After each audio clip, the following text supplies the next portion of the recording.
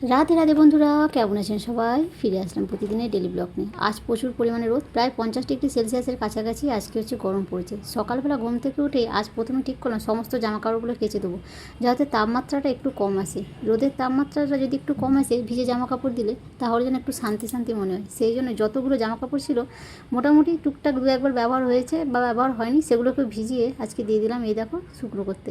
আর এদিকে দেখো রোদ কিন্তু প্রচুর পরিমাণে। মেয়ে আজকে করছিল ক্যামেরা, চলে আসলাম স্নান করে তুলসী তলায় জল দিতে আর সূর্যদেবকে জল অর্পণ করতে। চলো পুজোটা আগে সেরে নিই, তারপরে যে কয়েকটা টুকিটাকি কাজ আছে সেগুলোই করব।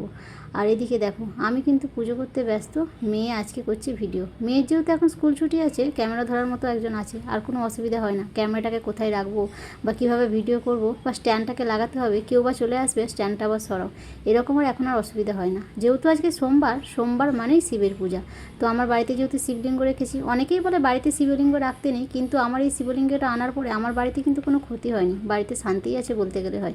যখন দেশে যাই হয়তো এই পুজো করি না বলেই হয়তো অশান্তি ডেকে আসে, হতে পারে হয়তো। চলো ভালো করে ঘি লাগিয়ে তারপরে মধু, কালো তিল, সিদ্ধি সব কিছু দিয়ে জল নিবেদন করলাম। চলো এবারে আমটাকে কেটে নিই, দুপুরের ভোগটা লাগাবো গোপাল সোনাকে। স্নান করে পুরোপুরি কিন্তু গোপাল সোনাকে রেডি করে নিয়েছি।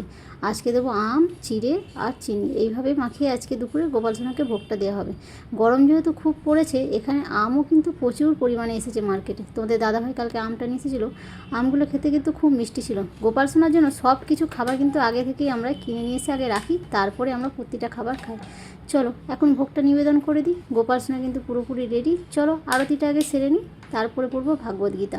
সোমবার যেহেতু, সোমবার করে একটু ভাগবত গীতা পড়াটা খুবই উচিত, সেই জন্য আজকে ঠিক করলাম একটু ভাগবত গীতা পড়েই নিই। অন্যান্য দিন সময় পেলে পড়ে থাকি। আর এদিকে দেখো দিদিভাই কিন্তু সকালবেলা এত খাবার দিয়ে গেছে কাজে যাওয়ার আগে। এখন দিদিভাই আর বাড়িতে থাকে না, এখন দিদিভাই একটা নতুন কাজ পেয়েছে খুব ভালো কোম্পানিতে, সেখানেই যায় দিদিভাই কাজ। টেলারের কাজটা দিদিভাই ছেড়ে দিল। আর এদিকে দুপুরে রান্নার আমি জোগাড় বসিয়ে দিয়েছি।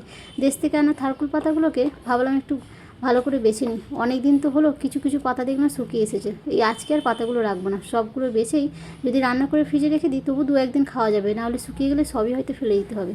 তো এরপর বিকালবেলা দেখো পাখিগুলো কিন্তু নিজেদের গন্তব্যস্থানে পৌঁছে যাচ্ছে। ঠিক ভোরের দিকে পাখিগুলো ঠিক এরম সময় আসে। আর সন্ধ্যাবেলা সন্ধ্যা দেওয়া হয়ে গেছে, চলে এলাম আজকে রাতে রান্না করতে। রাতে আজকে রান্না হবে পনিরের সবজি, আর দেশ থেকে আনা হয়েছিল লাউ ডাঁটা। সব তরকারিগুলোকে করে রাখবো। অনেক কিছু জিনিসই দেখলাম প্রায় নষ্ট হচ্ছে, কিন্তু রান্না করে যদি রাখা যায় অন্তত আগামী দিন খাওয়া তো যাবে, কিন্তু ফেলে তো দেওয়া যাবে না। সেই জন্য ভাবলাম আজকে বেশ কয়েকটা তরকারি করেই রাখবো।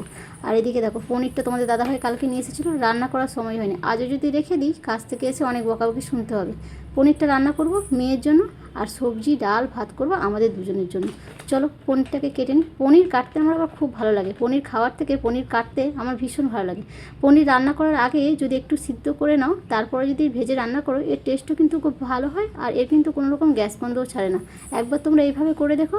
বাজার থেকে এনে সঙ্গে সঙ্গে ধুয়ে না কেটে একটু সেদ্ধ করে জলটাকে ঝরিয়ে নিয়ে তারপরে পনিরটাকে ভেজে রান্না করো। মেয়ে এদিকে গানের রেওয়াজে বসেছে। স্কুলের যেহেতু এখন আর কোনো পড়া নেই, তাই এখন একটু বেশি সময় দেয় গানের দিকে, আর দেয় ছবি আঁকায়। তো চলো রাতের রান্না কটা সেরে নিই। এদিকে কিন্তু সব রান্না প্রায় হয়ে গেছে, আর বাকি আছে ভাতটা করতে। পনিরের সবজি রেডি।